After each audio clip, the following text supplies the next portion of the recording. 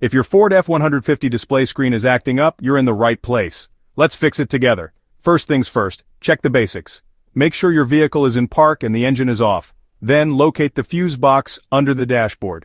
Open it and inspect the fuses. A blown fuse could be the culprit. Replace any faulty fuses and see if that fixes the issue. If the fuses are fine, move on to the master reset. Turn on your ignition but leave the engine off. Press and hold the power button on your display screen for about 10 seconds. This will reboot the system and might resolve the problem. Still no luck? Let's try a software update. Connect your F150 to a Wi-Fi network. Go to the settings menu on your display, select General, then Automatic Updates. Follow the prompts to check for and install any available updates. If all else fails, it might be time to seek professional help. Visit your local Ford dealership for a thorough diagnosis. They have the tools and expertise to get your display back in working order. And there you have it.